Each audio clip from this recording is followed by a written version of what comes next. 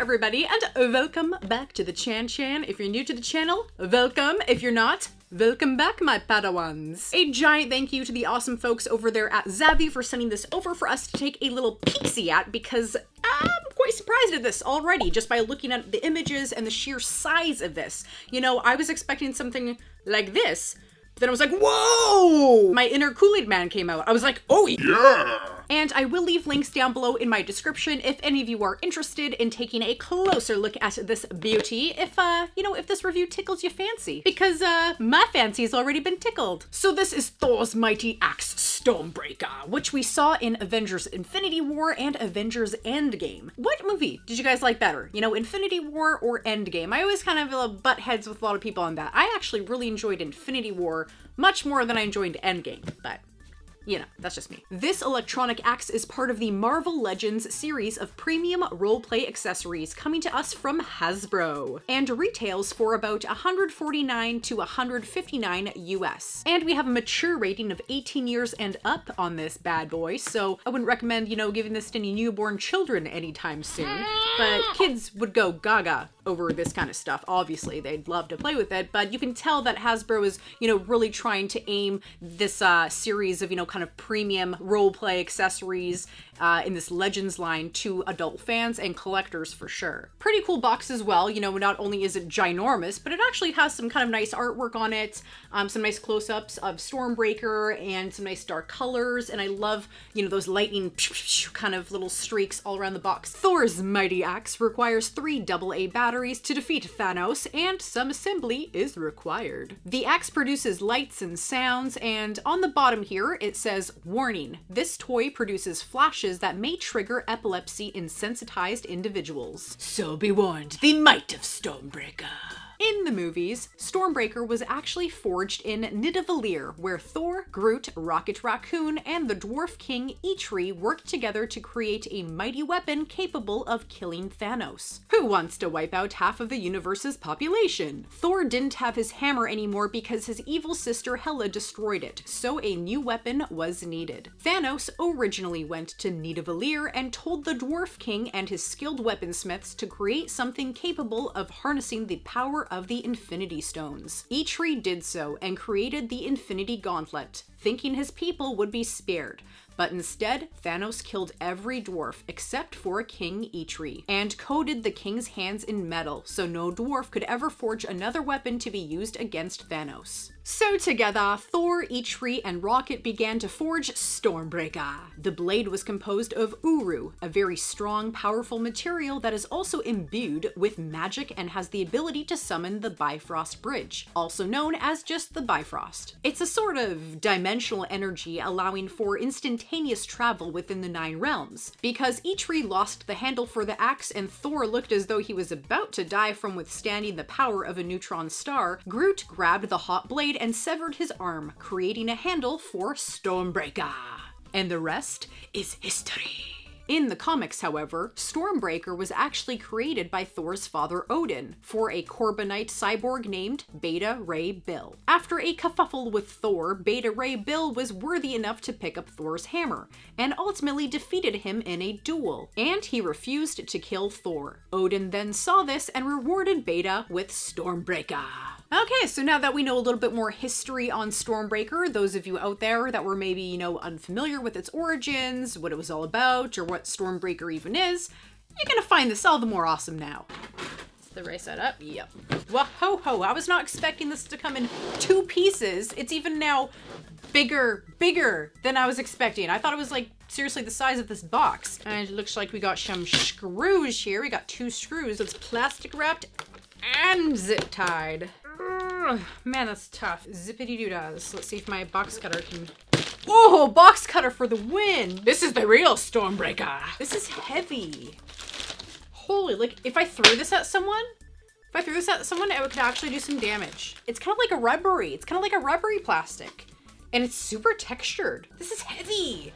This is heavy, man. So at the end of this handle, we have this little kind of metal peg here, and it has 2 holes there, which I assume the 2 screws are gonna go into. You know what? I am actually gonna adjust my camera, and I'm gonna sit down because I don't like standing. Okay, so I got my 3 AA's and I have my screwdriver. So let's put the batteries in and get this sucker fired up. I'm having a very hard time trying to figure out how to get this battery compartment off.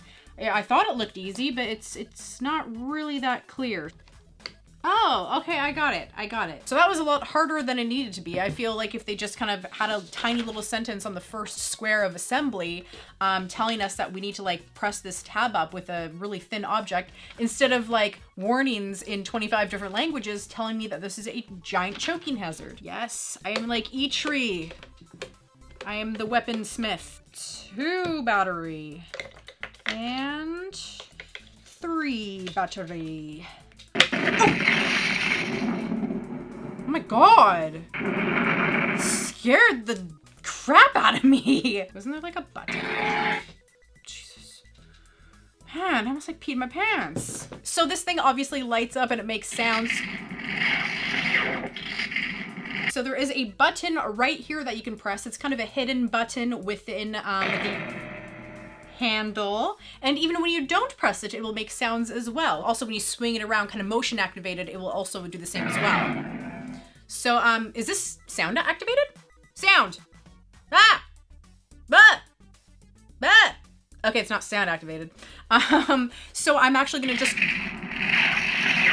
Oh no, it's that long one again. So I'm actually just gonna dim the lights so you can actually see all the colors that it is making. Be quiet, you axey axe. So like, it's even making sounds when I'm not even like doing anything. Let me press the button.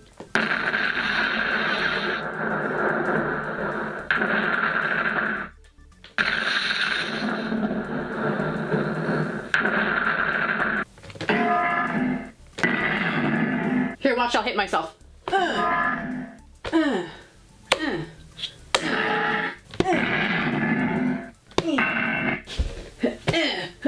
Ow! That didn't do anything.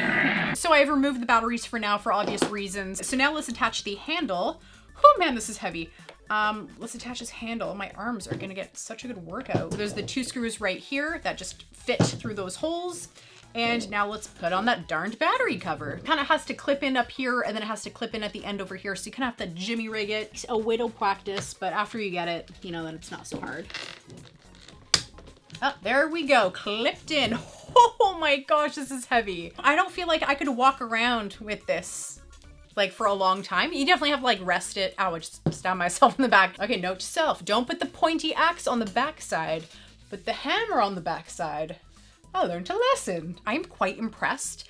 Not only the sheer size and the weight to it, but also just the details on this. Like this looks pretty legit. Okay, it's just like this fun little kind of woody burl pattern on the bottom there. So this entire handle, wow, I'd say that's about 44 inches right there, the handle. And then the topper part is approximately, I'm gonna say like around 21 inches. So there's this sort of kind of like stone crackly texture all over the topper here of the axe part and that kind of hammer on the side here. And at the tip of the axe here, it is kind of a transparent material, obviously, you know, for the light to shine through and such. And over here as well, it's also kind of a translucent material, but not as translucent as the tip here.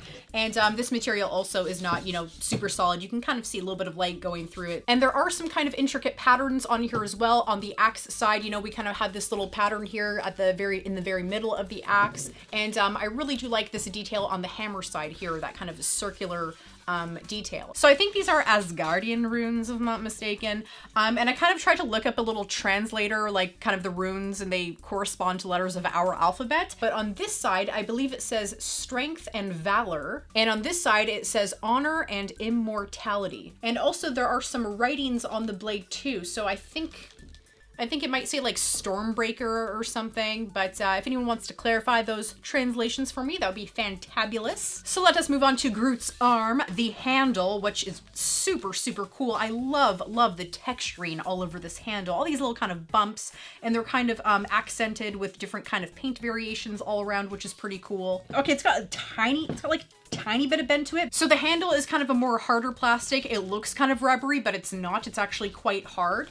But obviously these little viney parts all around here are more of a flexible plastic, kind of rubberish material, because you do have to take that battery component cover on and off. And over here is that seam which brought the top and the handle together with the screws, and as well is that secret button that lights up the Stormbreaker and as well makes some sound. This would be insane for any Marvel fan to get. It's such an iconic weapon in the franchise, and it's really, really neat.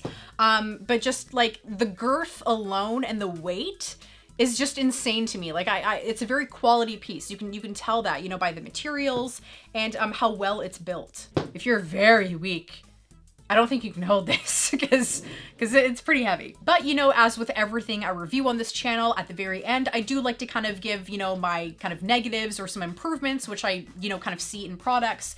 One thing that I would have liked to see kind of maybe done a little bit better is the paint job on the topper itself, like the axe and hammer portion. Generally, kind of like with old metal-y weapons, you know, they kind of have a dark kind of rusty dust kind of look, and the seams and creases of the patterns. I think that would have just made it look a little bit more realistic instead of just like one solid color, you know, has no wear, no tear, no age or anything like that. Also, the battery compartment on this thing, I would have liked to see that a little bit more user-friendly. The instructions weren't super clear, and it was kind of hard to troubleshoot it. And also, that being in mind, you know, if you do want to use the light and sound features and stuff, you have to have the batteries in there and go through that whole hassle of putting the batteries in, putting it back on, blah, blah, blah. So it boggles my mind that there's no on-off switch. I don't know. Maybe there is an on-off switch. I swear I looked. You screw it in. There's a button.